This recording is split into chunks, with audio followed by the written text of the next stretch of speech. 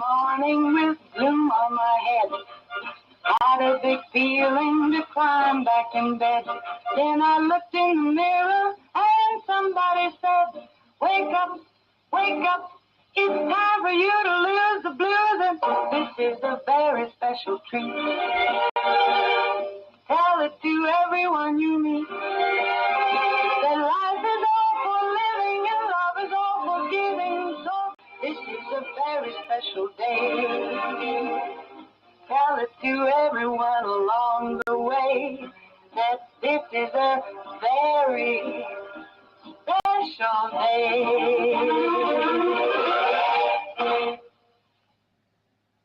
Very special morning it is. It's a wonderful Wednesday. That means it's Education Wednesday, and I have actually in the studio, we have from our Eastern School Corporation, our own athletic director, Sean Smith. And good morning, Sean.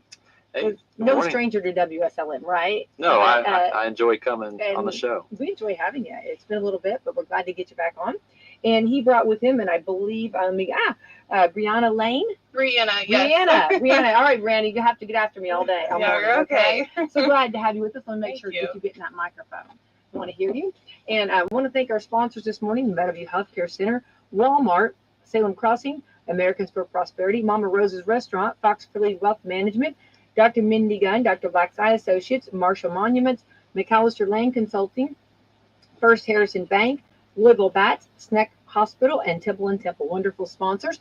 And my co-host is usually Brad Gilbert, but he's off today. He's doing budgeting today. Budget. Always like important. Oh, yeah. Oh, I'm sure he's having fun. Yes. Always exciting. But let's jump right in and see, first of all, what today is. And, of course, we know it's Wednesday, right? And we're moving right along in August. And let's see what our holidays are, because there might be some kind of like a cake or cookie day that we don't want to pass up. Okay, guys? Of course, I'm sure you guys eat pretty healthy, I'm sure. Okay, here we go. Today is, of course, the 20th day of August. Today is International Day of Medical Transporters.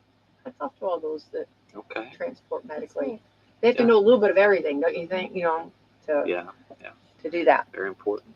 A National Accessible Air Travel Day. Is that telling us we needed a trip, a vacation? Is that what I'm reading into there? Well, I'd like to go on a trip again. Everybody needs to take a trip every now. You ain't got time. Yeah, I don't have time right now. They wouldn't even let you get on that flight. They say, sorry, we've been denied. Eastern needs you too much.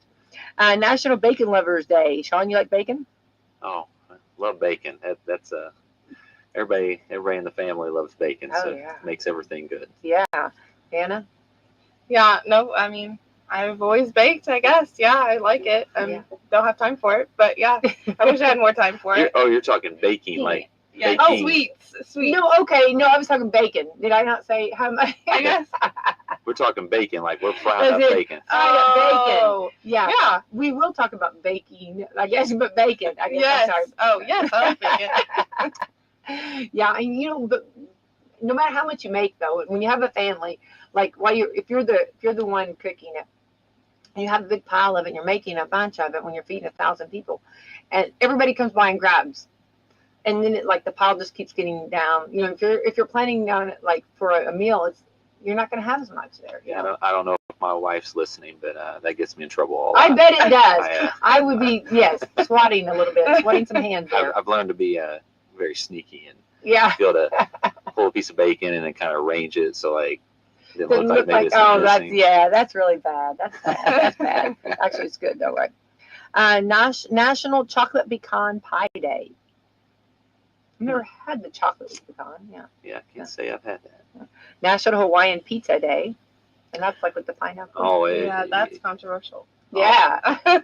Somebody that I taught with a few years ago down at River Valley told me if I put pineapple on my pizza, it would change my life, and it did. It did. It's really good. Oh, you like it? Okay, change it for the good. I was like, yeah. He said it'll change your life, Sean, and I was like, okay, I'll try it. And then I did over Rapid Fire Pizza, and I was like, I think I'm gonna do this most of the time. It's pretty good. It is good. I love it. You don't? No, I'm not a fruit person on a pizza. I can't. That's hilarious. Yeah, there's a big. Yeah, you're right. It's a big. It's controversial. Yeah, it sure is, for sure. National Lemonade Day. Oh, I like lemonade. Yeah, I like to make it fresh. Ooh. You ever had it fresh, Sean? I have. Yeah. Good lemonades, especially on a hot summer day. Mhm. It's a spot. What about the lemonade shake-ups? They had those at the state fair. Yeah. Yeah, I don't- Ridiculous. You talk about 90% sugar, a little bit of 10% lemon, you know? I haven't tried that. Okay, well, they're really sweet. Let's see here, National Radio Day. Whoa, this one slipped up on me. I did not know that. Yay for radio, right? That's right. Well, enjoy your day. I- Celebrate your day. I here. need to It's your celebrate. day. Where's cake? We need cake, right? Virtual Worlds Day. Virtual World. You ever played that? What's it where you put the, like the mask on the eye and you The like? Oculus type thing. Yes. Yeah. You ever done that? Um, Crazy. there's some amazing stuff on there in general, probably that kids enjoy or people enjoy. But I mean, there's actually a lot of,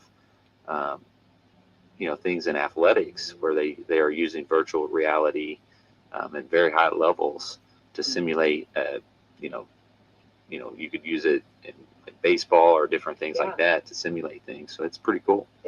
I think I've heard of it in medical too. I think they're doing it like we're using it for like some surgery. Yeah. Surgeries. I think that they can use that as a way to, for like So cool. your students who you can't take them into surgery all the time, right? So No. they can do some of that through Exactly. the Oculus. It's pretty amazing. Yeah, I agree.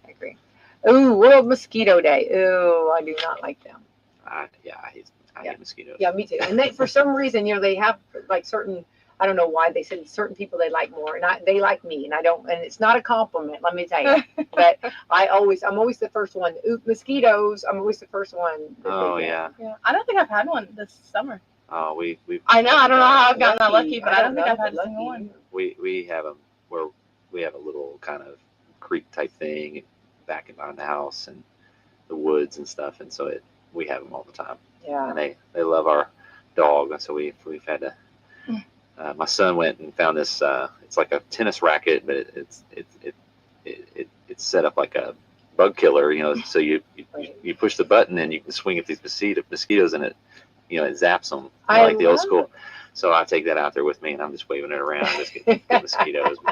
Funny thing on mosquitoes is I have a friend who has a podcast, and I join him from time to time, and we do different topics. It's called From Topic to Topic, and he wanted to do mosquitoes, and he's like, "What do you know about mosquitoes?" And I was like, "All I know is I don't enjoy them at all, and I cannot sit there and talk for 45 minutes about mosquitoes."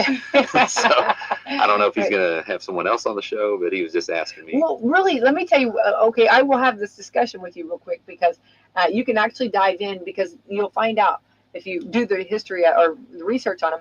There's certain blood types that they like, and just like people, they kind of are like where they like certain or drawn to certain people, and it has to do with your body and everything, like your blood type and everything, and they know and they go, and so they are it's kind of interesting. I know, so it should be kind of an interesting talk. So maybe I should go on there and do a little study, and then maybe you'll find out more. I know they like my blood type. I know that. Me too, and it's not a compliment. It's not one of those. Yeah, no.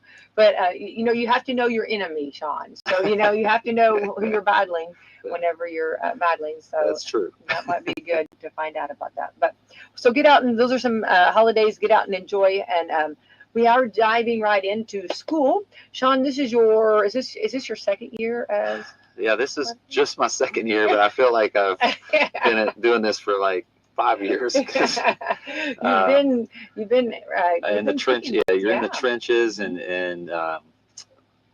especially right now. I mean, it's just a really busy time, and I don't know if people realize. I mean, and I don't know if I realized my dad was an athletic director forever. Mm-hmm. Speaking of, he told me, I told him I was going to be on the show this morning. He said he's still wanting to know where that weather bird's at. I love that so much. Tell him I still want to know where my grilled pork chop's at. Okay. Okay. So tell him I want to know where my grilled food is. Yeah. He might deliver one for you one day. I would not be upset.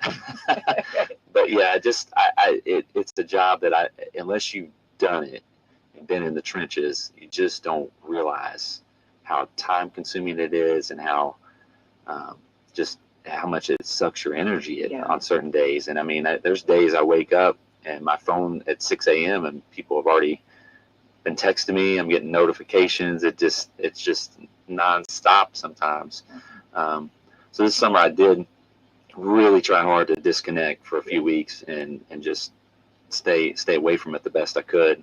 But yeah, it can take its toll on you and wear you down big time. I have nothing but respect for all athletic directors, even more than I did before. It's a challenging gig. Right. And for those that have been at it for years, you think about, Oh. because like what you're saying, it's full throttle all the time. It And is. I don't think people realize. I think like, oh, it sounds so cool. It sounds like such a, a cool job, to be the athletic director, but I don't think they understand. I mean, it sounds glamorous, if Yes, you will, sure. but all of it goes on behind the scenes. Yes, there's just so much. There's so many. I mean, you're the hub for so many different people, and they need something. There's problems. You're constantly just, and now with the maybe those who were able to do it for a long time, I think technology has made it more challenging, while it's also helped it too.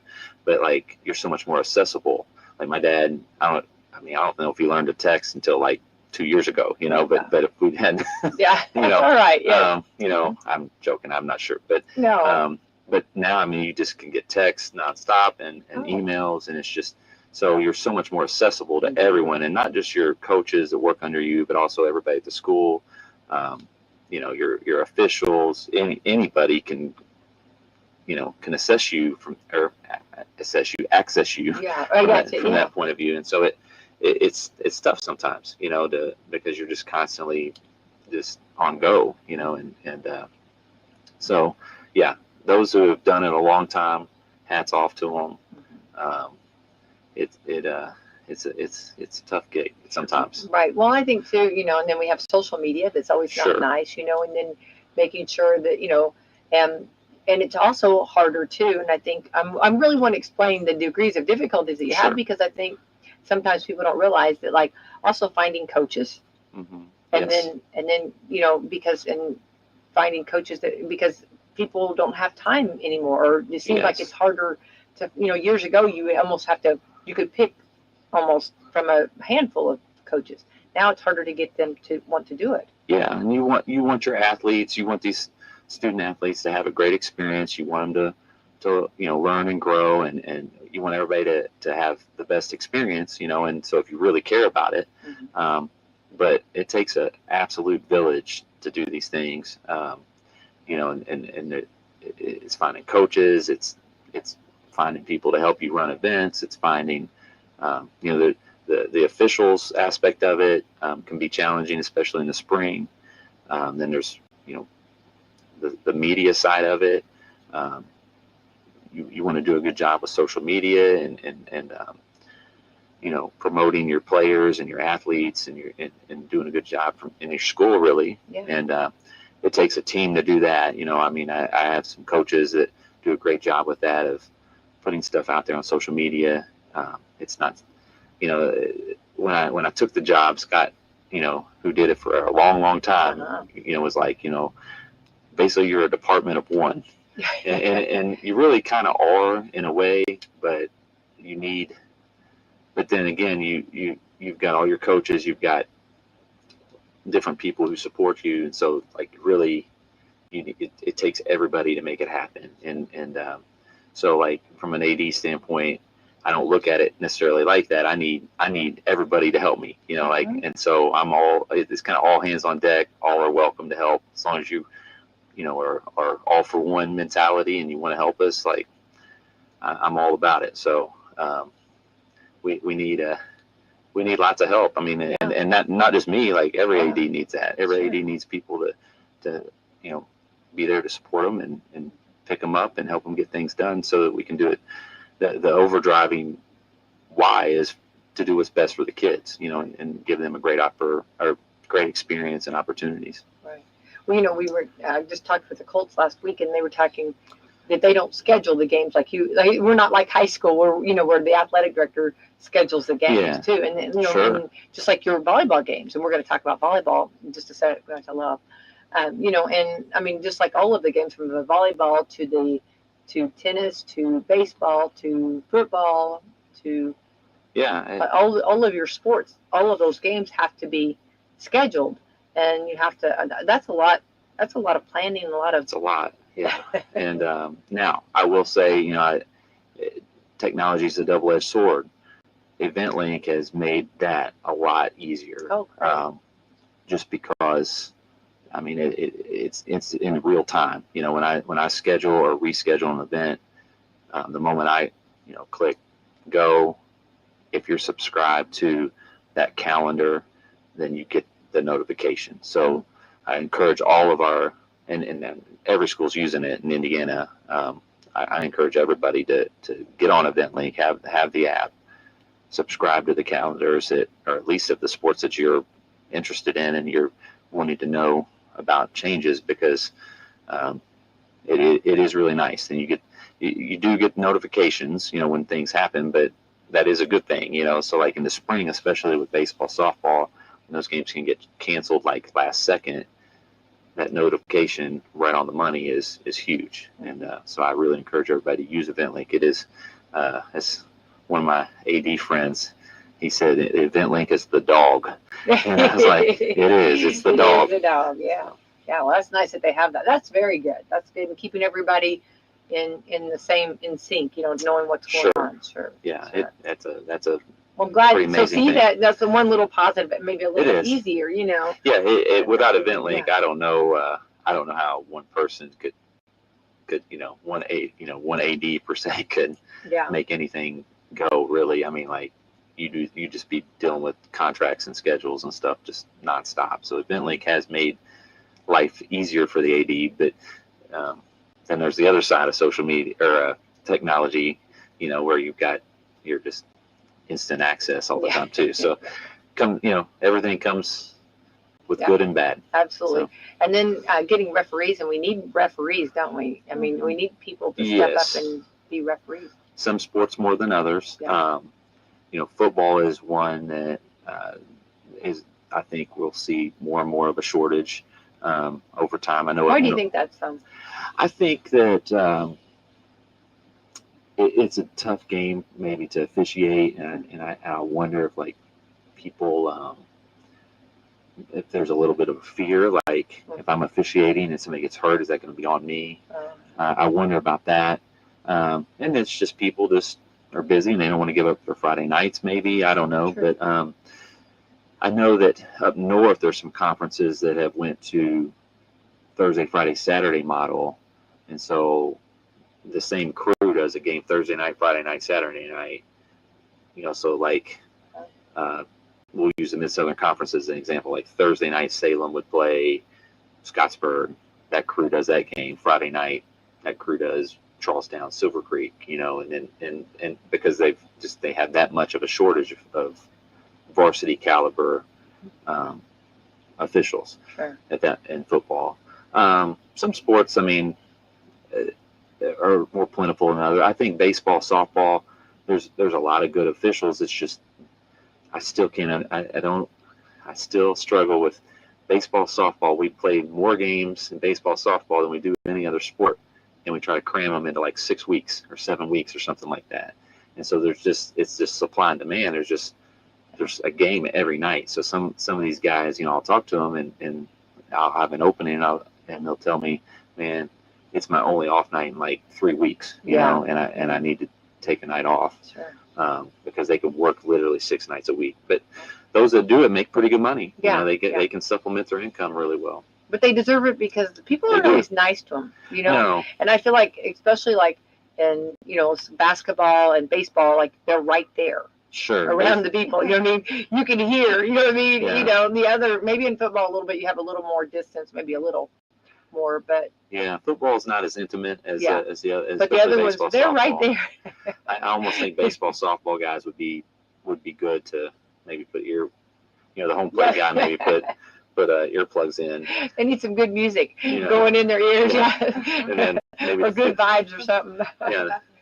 Maybe the field guy could or field person could not have earplugs in and they could hear like the game because they're not going to hear like as much. But the home plate, you're calling balls and strikes. You're the one that's taking most of the abuse because people sit back there and nitpick your They do. Your They strike get zone. feisty. Yeah, Yeah. people get feisty. So I don't know. Who knows? Maybe one of these days we'll end up with robot umpires. there we go. Experimenting with. I think that'd be your claim to fame, Sean. Yeah, If we'll you just could come up with that. put AI back behind the plate. Hey, we laugh right now, but it could be possible. You know what I mean? Oh, you never say know. never. Yeah, yeah. But they wouldn't care. No, Yeah. no, they'd be yelling at the robot umpire, the AI. Yeah, They'd be like, I hate AI. Yeah, It's terrible. That's funny, but it is. I just I think it's very interesting to find out what all a athletic director does, and we thank you for what you do, and you're very good at that, and I'm happy that you've taken the position, and you've made some changes too. Kind of let's kind of go there with some of the different conferences. Yeah, I mean, the Mid Southern Conference is just kind of outgrown us. Mm-hmm. You've got a couple schools there that I was talking to some friends of mine at Charlestown the other day, and I mean, they're like at 950. They just built a brand new elementary school. It's like a double-decker that literally opened up this July, and it's already at full capacity. Silver Creek's like that too. I mean, they're having to turn kids away. So those schools are on the brink of jumping up into 4A, and likewise, I think rural schools enrollment's declining, and ours is no different than probably most rural schools. For whatever reason, there's just school, the enrollment's declining. And, just last year, I was looking at our enrollment compared to the cutoff for football, and we were like 7, at the moment, the day I looked at it, we were like 7 or 8 kids away from where we would have been in 1A in football. We're not far from that. Now, we have an anomaly. Our freshman class is kind of an anomaly. Like it's our biggest class, I believe, all the way through, and so that probably going to keep us in 2A, maybe in football again for maybe a couple years. But if you look below them, we're projecting towards that 1A status right now, and so I just think that conference is, you got some top end schools that are going one way, and you got some other schools that are kind of going the other way enrollment wise, and it's just not like, I think when Eastern went into it 20 something years ago, everybody was kind of up between 450 and 750, and it made a lot of sense. Mm-hmm. But that bridge down and the growth along 65 and the growth in the Clark County, Floyd County area is just, and it's not going away. Right. It's going to continue to grow and get bigger and bigger and bigger, to the point that while I was driving up here in the traffic, I'm wondering, like, at some point, because I live down in Clark County still, and I was just wondering about, one day, is there going to be like an outer loop that goes around like Charlestown, Sellersburg? Yeah. Sorry. And around that area, mm-hmm. because it's just like there's certain times of the day where it's just super congested, and there's just more and more rooftops popping up down there. So, yeah, I don't know. Yeah. We'll see what happens, but I don't believe the growth is going to stop there. It's going to continue. Mm-hmm. Yeah. I think they're building a lot of apartments. I mean, you see all the different. I mean, there's so many apartments. There's so many houses. Yeah. Everything. Yeah, you're right. There's a lot of building going on. Yeah, absolutely. I mean, I don't think I've ever seen so much traffic either. I'm with you on that. Yeah, I mean, like between Sellersburg and Charlestown Highway 403. I mean, now they're putting a roundabout in to try to help that, but they're also putting a new elementary school off of Salem Noble Road, and so that road, at some point, that's probably gonna have to turn to 2 lanes or something. I can't imagine that it's gonna be able to function as a single lane one way, just a single lane. I just can't see it. Mm-hmm. It's already really brutal to travel. Mm-hmm. It takes me to go from Sellersburg, where I live, to Eastern about the same time that it could take for me to go from Sellersburg to Charlestown at various points, if during high traffic times, because you're just sitting behind stoplights, you're sitting in traffic. It's just changing down there, and so you know, you got to change with the times. That's just life, you know. Right. I think it's good though you explain that. I mean, it's good to talk about that because it kind of it makes sense, and I think everybody's experienced it. Just we just really haven't talked about it much. Sure. That all of the growth and just and you can see it. And I've heard so many people saying, I don't ever remember it being this much traffic. I don't ever remember it being like that. And there's growth there. Absolutely. And, yeah. Well, I mean, I since I'm on my little grandstand here, I guess. No, about go ahead. No, it's very interesting. You know, I'm driving up Highway 60, and so like, I think of like artery. Like one thing I think that Kentucky does really well is they have parkways, from their major artery type. You know, like I went to my son played in Clarksville, Tennessee, which isn't in Kentucky, but to get there we had to go to E-Town, and then we took this parkway pretty much all the way to Tennessee. So like it was 2 lanes the whole way, and it was smooth travel. It wasn't like crazy, but it just was free flowing, you know. And you know, like I look at Bloomington kind of like an artery, a big artery, and then obviously that Clark-Floyd County area is just blowing up. Mm-hmm. And then of course you got Salem and Mitchell along the way as towns along the way there that are part of that system. And it's like, I mean, I was just stuck behind a semi all the way here, and it's just traffic both ways. And I was just like, man, you know, like it'd be nice to, you know, maybe if there was like a parkway and we could just zip up here, you know, and it'd be a lot, it just would, I think, make things travel a lot smoother and go a lot, and it might help a lot of things too. But you know, I started thinking about like Bedford and Bloomington, like when because they're playing New Albany, Floyd, Jeff anyways, but they're also playing Silver Creek pretty much in everything now. They're going to play Charlestown and everything soon, I'm sure. So, you know, you're going from Bloomington to those places on a bus down Highway 60, and I'm like, that's probably no fun. Yeah. You know, it's not much fun. And so, like, I don't know, like, you know, you wonder if at some point that has to be looked at, you know, like sure. just, you know, there just has to be, because of all the growth. I mean, at some point you have to progress to make things a little smoother for everybody. Yeah. Well, and that's a long time to be on a bus.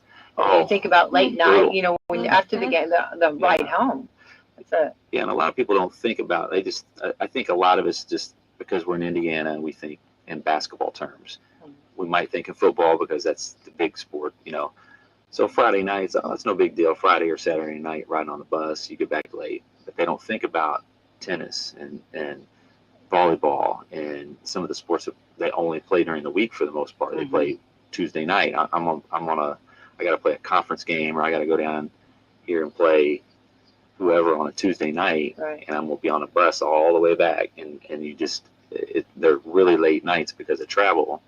And I'm just thinking in AD terms, you know, AD with an AD mind and school mind, Sure, but I couldn't imagine being like truck driver or, you know, anyone else that's, you know, with their business and things like that, trying to get from point A to point B and being stuck in traffic like that. It's kind of, it's getting messy, and, you know, it just makes you wonder if it's time to maybe start evaluating that a little bit. Right. I can see your point completely. I know that's probably not my lane. No, but I think, you know, you bring up a good point, but your students having to get up the next morning and, you know what I mean, and get to school, and those are, you know, that's your people, you know, you've got to be their voice, you know. Sure. And again, if you don't experience it, then you don't know, you don't think about it. Right. So like I experience it driving it, and I'm just like, man, and you start thinking about it in your world and how it affects your world, and you're like, man, that might be something that could be good at some point, you know.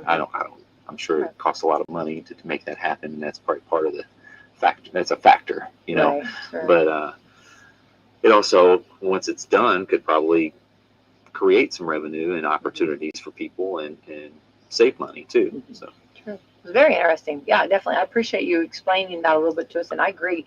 I've heard a lot of Sellersburg, you know, folks that aren't, you know, they're just like, it's kind of getting out of hand here. When they used to be able to, you know, to go from point A, like you said, point A to point B real quick, and now, you know, it's like they have to sit in traffic there. Yeah, it's not a small town anymore. No, really. no, not at all. Not at all. But very interesting. All right, let's jump in and let's see. Brianna, good to have you with us. And you are the volleyball coach, right? Yeah, this is my 4th year. Yay! 4th year taking over the program. I love that. Yeah. Well, tell us a little about yourself. Well, I'm also I'm from Henryville, Indiana. That's where I graduated high school and whatnot. And I still live in Henryville, actually, so I'm also one that has to travel. So, Okay, so all of this you could agree with. Yeah, I'm a little bit more back roads. I go through the country. So that kind of helps my case. My traffic is buses. If I don't leave my house at a certain time, it's a bus and I'm behind. But I'm very thankful because then it's nice to see that, we still have that. The kids, you can see the kids at the bus stop and stuff. But sure, love that. yeah, I'm married. My husband and I live in Henryville still, and so I commute 25 minutes to school every day. Last year, this is my 5th year at Eastern. I did 4 years in the elementary as a 4th grade teacher and loved every minute of it. Oh. But this year I'm taking a new role, and I'm doing 5th grade math and science. So jumping into middle school. So it's been fun. It's been an easy, for the most part, transition. And you have your struggles at the beginning of the school year, and just feel like you're getting settled. But this first week is like the first week I feel like, okay, like I can do this.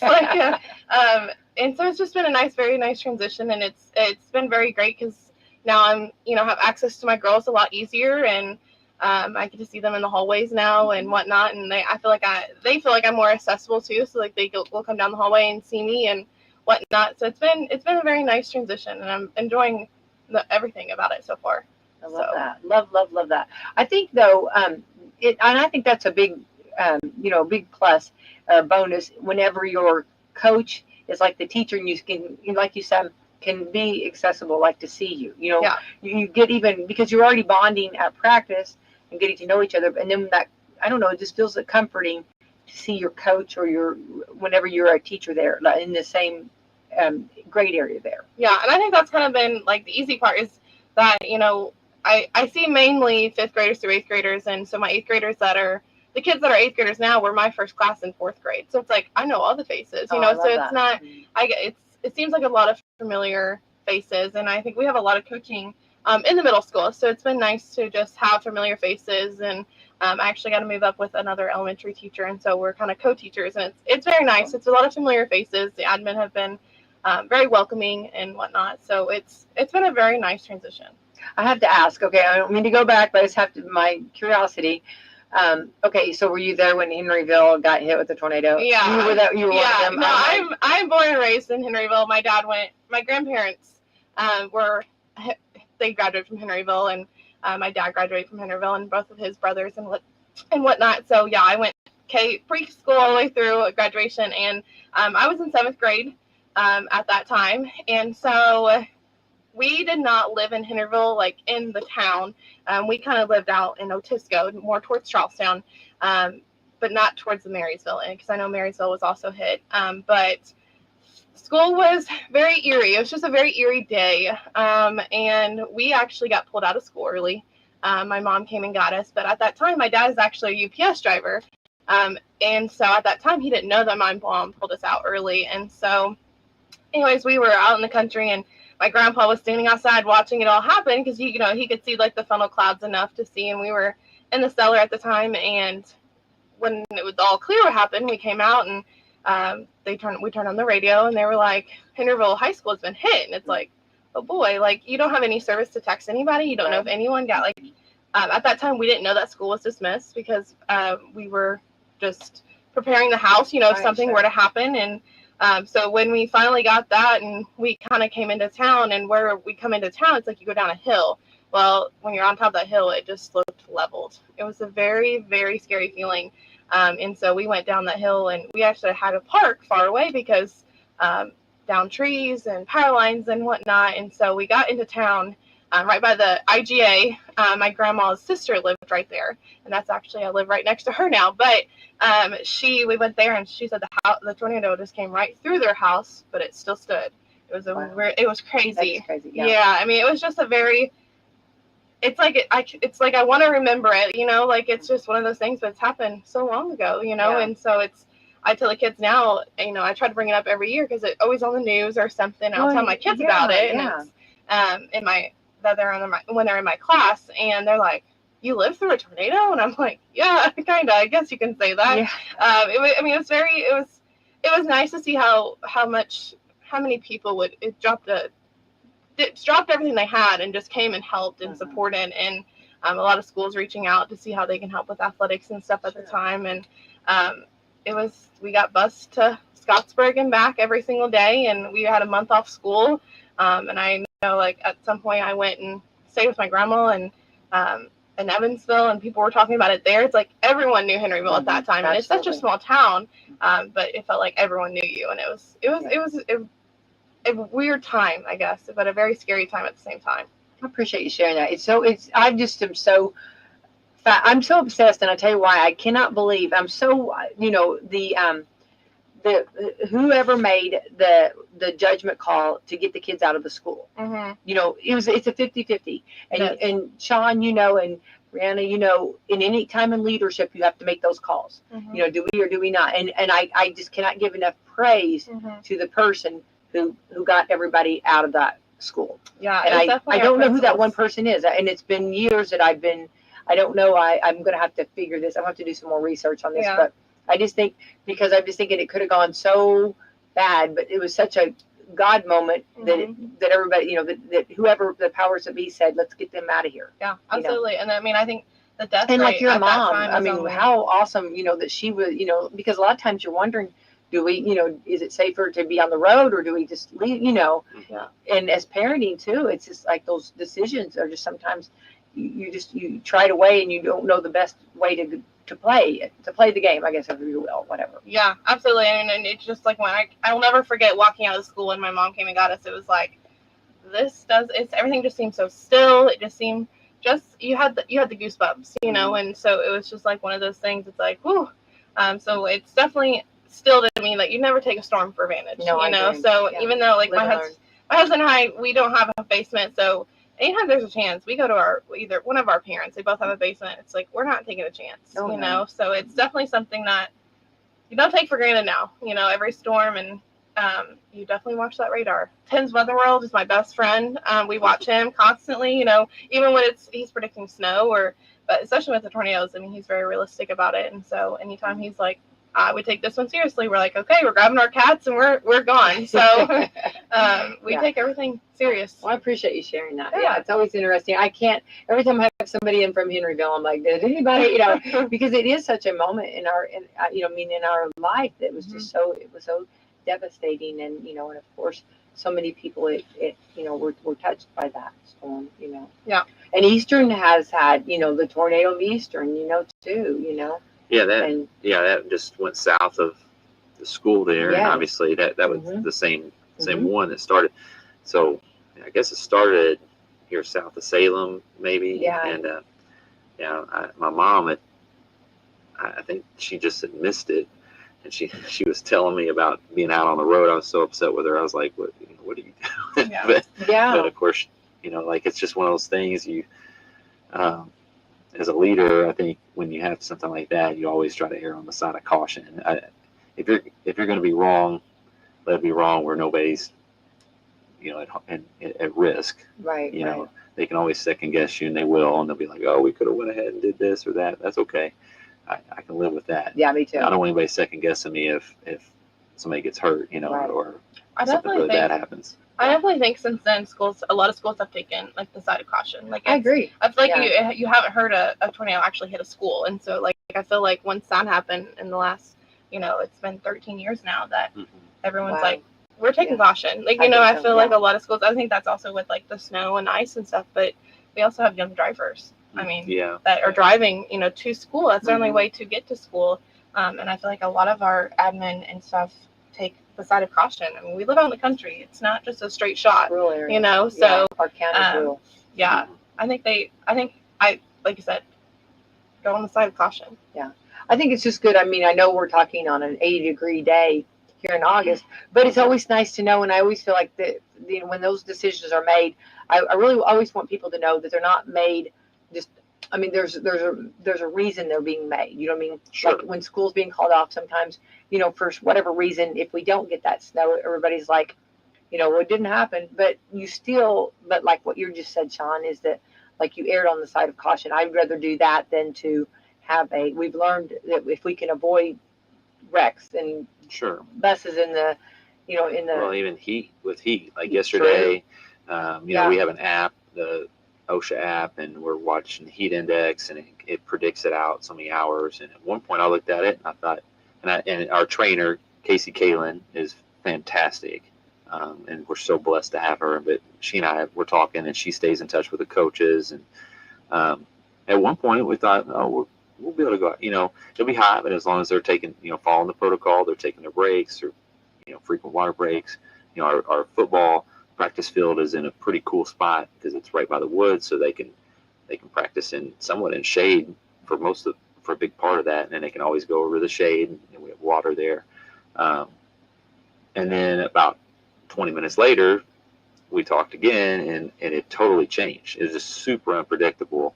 So we just decided, let's just, because of the unpredictable nature of it, let's just have everybody plan to be inside to practice or not practice yesterday, because we just didn't want to take a chance. And there's been days I've learned last year with trying to make calls on rain, you know, and situations like that with baseball and softball. Like, you know, there was one day I thought, oh, we're going to be good, we're going to get this in, and then The track meet that I helped for. yeah, about 5:30, things changed. You know, things changed about 4:30 after everybody was pretty much already there. Like, it just drastically changed. And then there's other days where I called it, and then people were like, yeah, I don't understand why. You know, and that's just the nature. You know, I'm definitely not a weatherman. So So you had a downpour in your track meet? Oh yeah. Yeah. I think I we don't got like remember. 2 events in. I think it was the conference. I got the conference. It was County. the county Yeah. track meet. So He's then- like, all hands on deck. I'm like, I'm there to help. Yeah.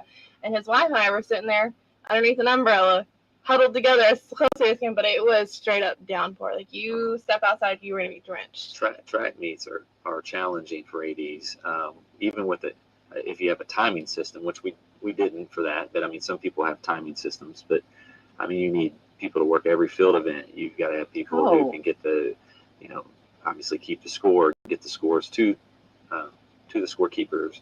I mean, it's a big operation for a track meet, and it you know, so yeah, it is all hands on deck. Yeah, 100%. definitely. Oh, I can see that. Yeah, there's a lot going on. Yeah, Sure. for sure. And then let's talk about cross country right now too, and the heat. I don't know how those runners.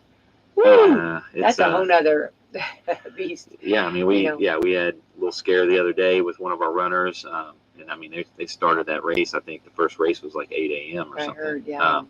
Now she's doing great. She's good. She's outstanding. But yeah, but you know, it was a little scary for everybody, and I think that again, Casey was there, parents were there, coaches were there. They handled it absolutely great. But you know, that's just a factor with the heat. You know, like even at like 8 o'clock, 9 a.m. in the morning on some of these days, it's brutal. Yeah. And yeah, our bodies sometimes don't respond. So Well, I think it's a good reminder for everybody, you know, even if you're working outside right now, you know, today or, you know, or this past days or, you know, or, you know, gardening or whatever you're doing, it can zap you before you know it. So, sure. and I have seen a lot of even further south, you know, schools where they've canceled practices or games or whatever, you know, things because of the heat. So I'm sure that's another factor of an athletic director, right? Yeah, I mean, add one more feather to your cap there. Yeah, I mean, it's like I said, there's there's the hub for all those. Yeah. And sometimes I think people forget that they just only see it from their sport or their lane, you know, and they don't realize that, like, just literally 30 seconds ago, I had this coach or this parent or this whatever wanting time too, you know, and it's just it's busy time. Yeah. Busy. Yeah. Brianna, tell us about your volleyball team. Let's hear about this. Well, we're off to a great start. We opened up on Tuesday against South Central, the first conference match being in the new conference, and overall, I thought it went very well. The girls looked really relaxed, really had a lot of fun. I felt like implemented a lot of things in practice into a game. I kind of told them, I said, you know, we're going to start getting into season where we don't have a lot of practices. You know, we'll have 2-3 games during the week, and that's a lot from now until I think sectional. I mean, we are only off about 2 weekends. Every other one is a tournament. I mean, so we're constantly on the go, and I tell them all the time, like, once we start getting into season, we won't have practice, as much. I mean, we'll go as much as we can, but we got to start implementing anything we see in a game. We got to try to implement in the next game. And take every game and take every practice, and don't take it for granted. And I feel like that's kind of our motto this year is attack the moment. Every single game, every single practice, everything that you have the opportunity to do is to attack that moment. Don't take it for granted. We have a big, huge senior class this year. I'm graduating 5 seniors, and all of them have a key role on the team. And so they're my leaders, and I look to them a lot. Every single one of them, whether they all have different roles, and they play a key team, and so when I graduate them, I don't have I have to restart almost with my varsity squad, and so I tell them all the time, like, you're my leaders, you're the role models, like in practice and games, and you won't believe it, but that freshman out there is watching you every moment, everything you say, everything you do, they're watching, and one day they want to be like you. And even our little kids camp, and they come to our games, and they're all over our girls. I mean, it just shows how much our girls are there. They're dedicated, and so with our kids camp, I mean, we had all kinds of little ones sitting off to the side in our first game, and it was great to see. They wanted their attention, they wanted to see them, and so it just shows how much our girls pay attention, to the little things, and our little ones are what matter. I mean, they'll be the future of the program, and so at the moment, our seniors they're doing great. They're being great leaders, and so next year we'll be in a little bit of rebuilding, but we still have some strong hitters and strong players still with us, and so, like I said, every moment we get, we're attacking the moment. We're just taking it as it is, So first conference match, we opened up, and I thought the girls executed very well. They did not take advantage, and so I think, I don't remember the scores directly, but I know it was 25-6 at one point on one of them, and 25-14 letting some of our other ones play, and so it was I had a lot of compliments come up. The girls looked fun. It looked like volleyball's one of those sports. A lot of people feel like watching it, they feel like they can do it, but once you get out there, it's hard. Sean got a little taste of it this summer with me when we played. He played some sand volleyball with me, and 47-year-old Sean. And so it's just one of the things. I got a lot of compliments. The girls looked like they had fun. They looked like it was easy. They make it look easy, and that just shows how much hard work they put into practice and every single game. And last night we were talking about traveling and whatnot, and went to Brownstown last night, and our first time not being in the conference with them, and I feel like our girls played a little bit more loose. They felt like there was no pressure. We don't have pressure, and last night I think it was the first time we in a long time have competed with Brownstown, and it's one of those games I want to play again. They're a good competition. They are a very solid program, very great coaches staff. They're one of those teams that we'll see again in a tournament, and I want to play them. They're going to make us better. Whether we win or we don't win, we have things that we learn from them. And last night, last 2 scores were 25-20. I mean, it was a battle every single point. Yeah, we were right there. Just a few little things here and there to clean up. But that's playing great competition like that will expose you in some areas, and then you can take, as Coach said, you can take those things and try to go fix them for the next game. So I saw a lot of really positive things too. Mm-hmm. Just right there. I mean, it could have went either way, and we just had a couple little hiccups late. And I mean, that team's played in the state championship game in 2A 2 years in a row, and they have some players that have graduated, but they kind of reload. That's a different program there. But that was a good kind of barometer, I think, for our program. And Coach, Coach talked about their staff. They have an amazing staff, and obviously Jennifer Shade they presented her with a 700 win game ball. She's a Hall of Famer, But I feel like we have an outstanding volleyball coaching staff too. All 4 are teachers. 3 are in the middle school, and then my wife Amy's down in elementary. And they all bring a lot of experience from different places to the table. I think we got a great staff, and I know they'll take those little things and they'll work on them and try to fix them and help everybody get better. And really excited about the volleyball team and the potential it has going forward this year. And so yeah, I'm glad Coach said it that they'd like to play them again. We play in a tournament. We tried to find a couple of really challenging tournaments to challenge this team a little bit, and they'll see them again later in the year, and that'll be a good barometer to see how much they've grown. Yeah, I love that. I love watching that growth going from the early season to later in the season, and watch us play them again, and we'll see how it comes out. Yeah, absolutely. And having 5 seniors, I mean, they've obviously been together for a while, you know, and so I love this, and I think, and like there's other sports too, but like with volleyball, you almost like just have to know like each other so much, like you don't even have time to think about it. You just do. You just act. It's a lot of trust, and that just comes with team chemistry. In the last 2 years, that's what we've really hounded. Team chemistry. We understand you may have differences, outside of volleyball, but in volleyball, we are friends. We are on this court together. You have to trust your teammates, and I think just the relationships that we have been able to build on the team. I mean, it just carries over into the real world, and so I feel like our girls have really worked on that and having positive mindsets and just putting the team before themselves. I feel like this team has done a really good job about, and it shows in our game. Like you said, it's a game of trust. It's a game of trust, and so if you don't trust your teammates, then it's not going to end very well for you, in volleyball. And so, I mean, even just playing, you have to trust your teammates, even if it's a new. Everyone has a role, and I tell the girls all the time, everyone has a job on this team, and you have to trust that your other teammate's going to do their job. Right. Don't try to do their job. They can do their job. You trust that they can do their job, because if not, volleyball gets haywire real quick. And so it's one of those things that if you don't trust, it's going to seem like we're little chickens with our head cuts off, just running on the court. Like it really can go with a snap. I mean, it's just, you got to trust. That's a big word for our team. I think, because I played a few years, and I remember just always getting screamed, call it out. If you got the ball, call it out. I remember our coach always screaming that.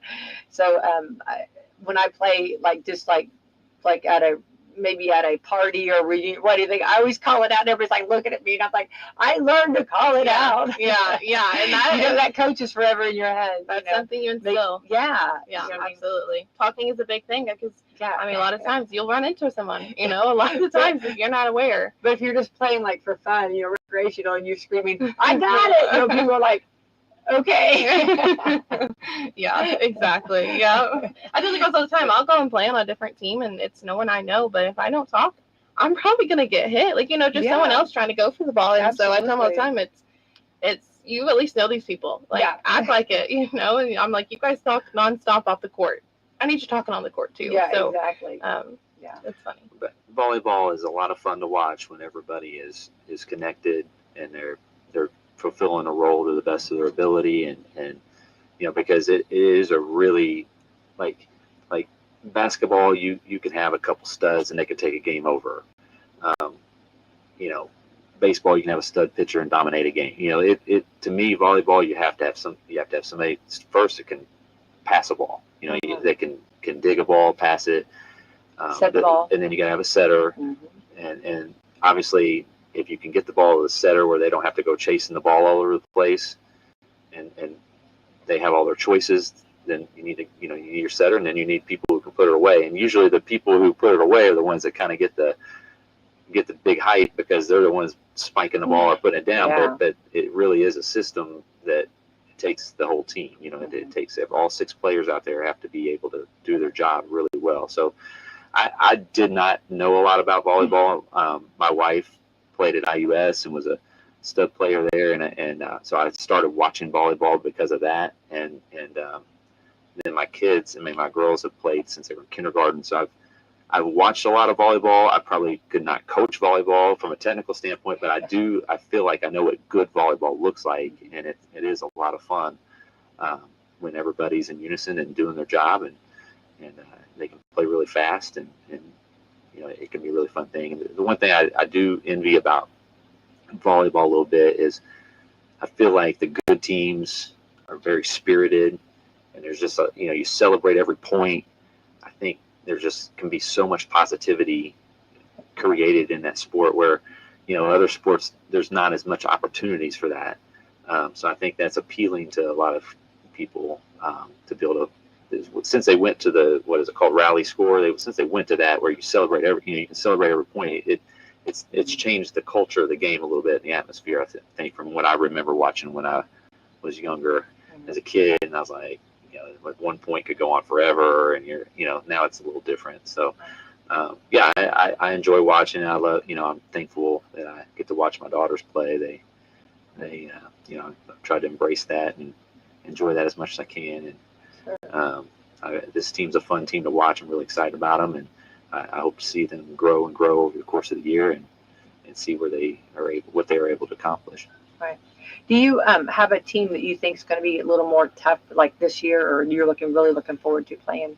Well, a lot of it is our tournaments. We had to pick up a lot of tournaments, and like Trinity Lutheran, I know they went over to Louisville camp and won that whole thing, and there's probably over 100 teams there, and so we're looking forward. That's a new one that we're looking forward to going and playing. And last year we faced Bar Reeve in regional, and so they invited us to come out for a tournament there, and so we're looking forward to going and playing them. There's still potential regional people that we can play again. And last year over the summer we played New Albany High School, and we ended up winning their little summer league.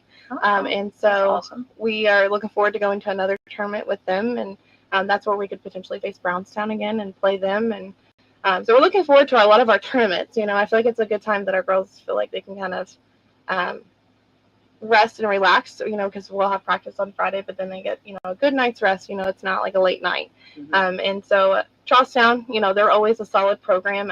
I know the coach very well, and she has her hand in a lot of clubs, helping those girls get into clubs and whatnot. And they're always just a solid team, very scrappy, very, very put together, and so we're looking very forward to playing them and, just continuing to get better. We want to face good competition. We don't want to go out there and play, a team that we know we can beat every single time. Right, we want to face the Brownstowns. We want to face those harder teams. And I feel like that's, after last season, we're like, okay, how can we beef up our schedule this next year?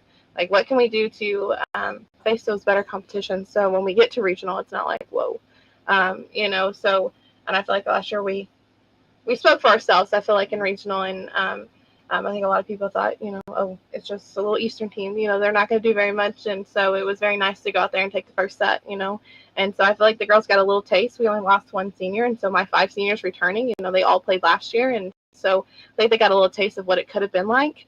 And I feel like that only made them ready for the season, ready to attack it. And so, as soon as last season, I think his wife and I were lifting weights in the gym, and he'd be texting me, okay, well, can we add this one? Can we pick up this one? And so it's not just during season that Sean's like, I'm texting Sean, and it's right after season. I think it was in November. We're adding New Albany. We're switching a tournament from New Albany to be in a bit different New Albany tournament to make it, stronger, and adding that Bar Reeve tournament, adding that Trinity Lutheran tournament, just to see that competition. We want competition, and so we're very excited to continue. Love that. So you're a competitive person. Oh yeah, I love. Don't you love that, Sean? I think you gotta be. As a coach, yeah.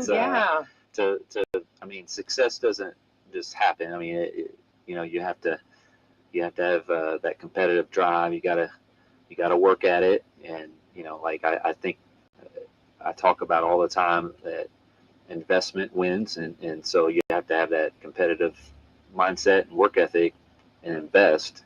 And then hopefully you have a good return on investment. But that's what competition is, and sometimes you don't end up on the side you want to end up on. But if you went out there and did your best, and then you can take the failures and try to make yourself better from them, then that's what you do. And so, like this team here, we knew, like last year they went to the regional. They won the first set against Bar Reeve. The second set, it was like 20-20, and we kind of had an error or something, I can't remember, but they were able to take the second and the third and the fourth from us, but we were right there in all those sets.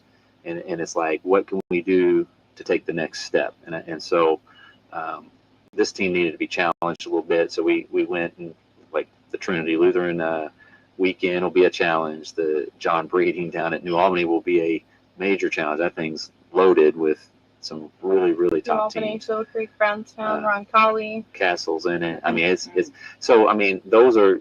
Those are opportunities to really challenge the team and get them prepared for the postseason. I think each year, you, as a coach, you should evaluate your team and see where they're at, and think about that from a scheduling standpoint. Some years you have teams that maybe you need to back it off a little bit because they need to the opportunity to be successful at their level so they can grow at their pace. And then sometimes you have teams that are like, they're ready for that, to be thrown kind of out there to the dogs. Throttle. Yeah. And so this team here showed that last year. They've got pretty much everybody back, and so we looked for some opportunities to do that and found a few, and they're going to get challenged, and so hopefully they'll.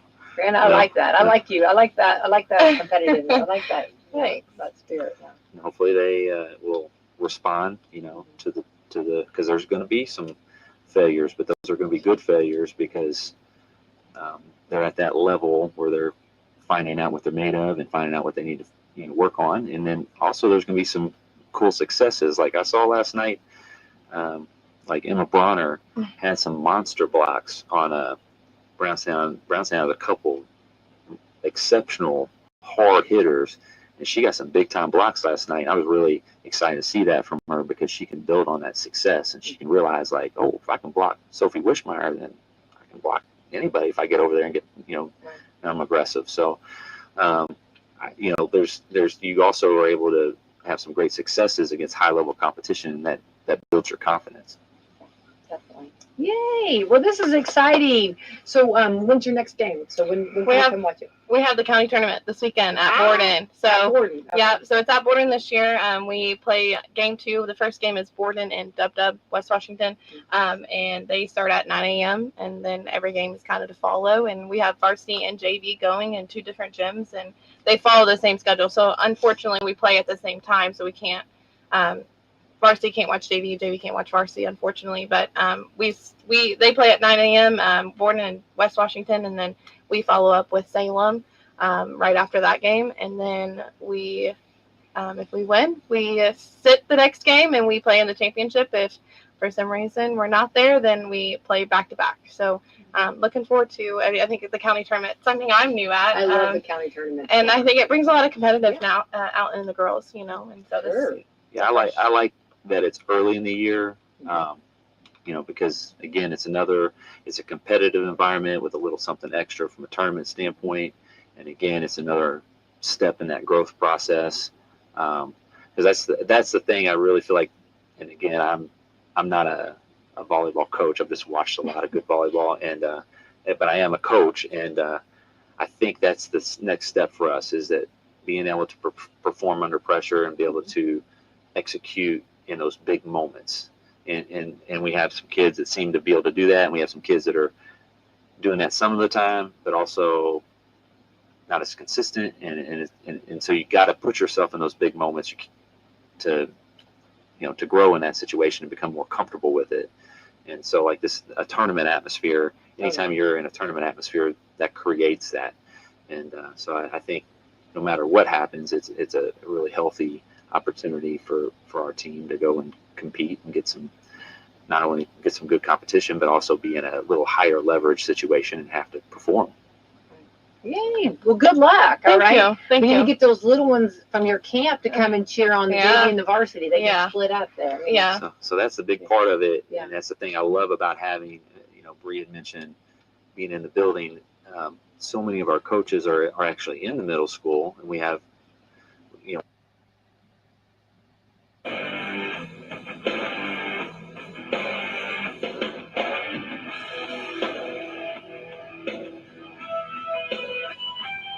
You better listen up, hear what we say, 'cause I'm here to tell you, you gotta find a way. Yeah. The voice of reason in an unreasonable world. The Rick Burgess Show.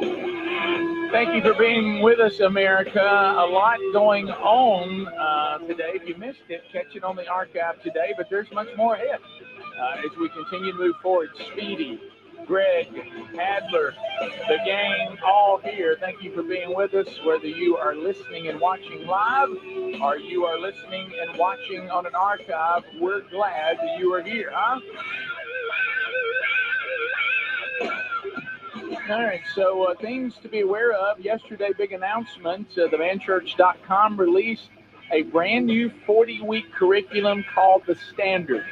Find out more by either going to follow the Man Church on social media or go to the website, themanchurch.com. A great new curriculum for your small groups in your community or inside your church. If we can help you in any way, let us know. All right, Greg, so we're playing Right Again. Right again. And Sharon won $500. Last hour, Sharon, $500. $500. We're going to have one more person play, and then we'll kind of put Right Again up until the next time we play. And these are deep dives today. Right again. Mm-hmm. That's right. Yes, you are right again. Greg's right again. Mm-hmm. Come on. Well, it's not that you're never wrong. Let's go. Just don't remember when. Somebody say, hey! You're right again. You're right again. All right, let's try Brady. Brady, how you doing, buddy? Good morning. How y'all doing? Brady, we're well. So, Brady, where are you calling from? Panama City, Florida. Let's go Gulf Coast or in the Gulf of America. Okay, so how do you get the show, Brady? YouTube. The Tube City. Wow, Tube City showing out today. All right, so Brady, it's Andy Griffith. Okay. All you got to do is say you think Greg's answer is right again, or Greg is not right. Get 3 of those right, and you get to go to the wheel like Sharon, who just won $500. Okay. Come on. And we'll try to get you in before Big Time Rush gets up here and unplugs it. Okay. Here is the question. These are deep dives. In the Merchant of Mayberry episode, actor, and I'm going to give you the actor's name, Greg, Sterling Holloway, plays traveling salesman Burt Miller. That's the guy who he's a salesman, but he don't want to bother anybody. That's correct. It's hilarious. Now, here's the question, and it's a doozy. What famous Disney character did Sterling Holloway provide the voice for? How about I actually know this? You know this one? Winnie the Pooh. Is Greg right again, or is he trying to play games with you I could be messing with false confidence? Oh, that's a tough one. Let's say right again. I believe in you, Greg. That is correct. Yeah, boy. Sterling Holloway. I knew that. But he's got that voice. I can hear his voice. How about Greg? Sterling Holloway, that salesman who didn't want to bother people. You really don't want this. You don't need it. That is so funny. It's funny. Because his voice really worked on that, It too. really did. Yeah. Up, down. Okay, so here we go. Next one. In the episode Mayberry Goes Bankrupt, Oh, no. the town tries to evict Frank Myers from his rundown house. Remember this? I did. But Frank produces a municipal bond worth $329,000, over $329,000, which the town could not afford. The citizens fixed up Frank's house as payment, only to discover what about the bond at the end of the episode. I remember this one. Do you? Correct me. This could be a stretch, but I think in one episode this was the case. They thought it was real, in this case the bond, but it was issued during the Confederacy when Mayberry was part of the Confederacy, so it was no longer legal after they'd done all the work. Wow. Is that right again, Brady, or is Greg just on a tear here? I think he's on a tear. I think he's right again. Right again. You are correct. I That is knew correct. it. I knew it. I remember it. It was Confederate money. It was Confederate. It was wasn't any worthless. count. Now, like I said, they went and fixed his house up, did all this stuff. Now for the win. Brady, you ready? Name the town that offered Barney the opportunity to be their interim sheriff. Mount Pilot. Is Greg right again, or is he wrong this time? Oh, I'm going to take an educated guess and go with Greg and say he's right again. I'm sorry, he's wrong. I just threw out a name of the city I remember them talking about. Yeah, well, you look. They talk about Mount Pilot. Brady, you were so I didn't know. close. Can't have nothing. Not a thing. It's my bad, but I mean, The I just town went with one of the towns I heard them talk about. The I don't town remember that. was Greendale. I'd have never got Greendale. I'm sorry, Brady. Greg was Greendale. not Messing with right. people. Greendale. Let me ask you this one, Greg, because I had this one here just in case we needed an extra, but there's not enough to play a whole nother round because it's only one question. Barney briefly leaves the sheriff's office in the episode Barney's Replacement. Do you remember what occupation that Barney briefly did? Let's see. I know it was this door-to-door salesman. That's I know that, correct. but That what is- was he selling? Yeah, what was he selling?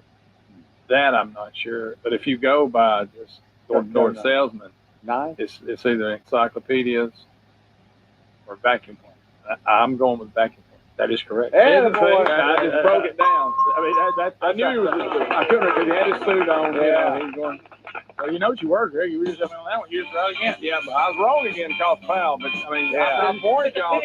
I mean, I'm more. Even if I don't know it, I may act like I Right did. again. Because if I don't, Rick, if I'm right all the time, which sometimes it just happens that way, because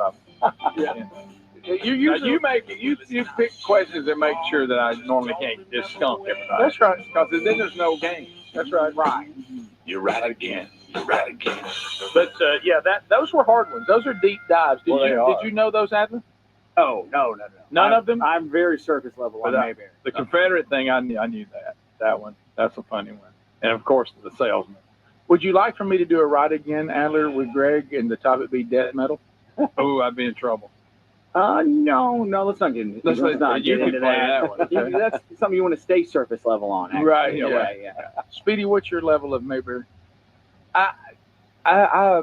It's one of those things where I I think we was. need to let him sort of. Yeah. No, it's like I Music questions. love Mayberry, but I can't remember the things that he can. But then when he says them, The I'm like, yeah, that's right. Like Jubal Foster. Like talking about the salesman that he didn't want to bother people. Yes, I that's remember the- that. I just couldn't remember his name. No, you don't know? need that. Well, Now, no, actually, I'm trying to well, what he had that voice, that Winnie the Pooh voice. But the other thing is on the Winnie the Pooh thing. Watch Greg's face change right here. You know, Greg, taught us all about. We use it. What's funny is to hear my wife say, "Well, he's trying to be sharp." well, Rick, it's out there. Because she's learned that from Greg. I'm glad to hear One of the things that I try to be sharp on, and Greg knows this, is where Greg is an expert on meaningless facts. I have a mountain of knowledge about who voices animated characters. Oh, I didn't realize. I'm really interested in that, and I know a lot about that. Okay. I mean, by the way, I'm then- always like, I can't watch an animated feature without my head going, "Now, who's that?" I know. Well, Maybe maybe because we they need to- use the current actors. Yes, it's like they're trying to slam every current actor that they possibly can into every animated movie now. So maybe we need to start a new feature. Who voiced that? That's Yeah. right. And then you're the one we try. Right, because I know a lot of those. Have you ever noticed they'll do it, the voice, and they'll even give characteristics of the person's face in the A character? little bit. Yes. They do. A lot They of do. Yeah. mannerisms. Well, another thing I've noticed, That would be a fun just like thing. we're celebrating National Radio Day today. Earlier, people were talking about the days when you never saw the disc jockeys. Yeah. And then when you saw them, how it was kind of weird. And how even when the Rick and Bubba show went on TV the first time, how weird that was. I find people who voice animated characters the same thing. How weird is it for you? Like they'll be on a show or something, and they'll tell them to do the voice, and you're looking at them while they're doing it. It's weird. Yeah. Especially those that are only known for the Animated. voices they do. Yeah, they don't. Nobody knew him. Yeah, and you see them do. Like I remember when Mel Blanc used to go on the Tonight Show, yeah. and they make him do scenarios with different Looney Tunes Yes. characters. It was weird to watch it. It really was. Guys, I think I like this idea, Rick. Let's like either we could come up with a fun name for it, but it would be I think it would be informative too Yeah. because I don't know. Well, the easiest one would be who's Woody on Toy Story. I was about That's to say I'm so deep in Toy Story right now, but Tim Allen and Tom Hanks, they're just perfect. It's just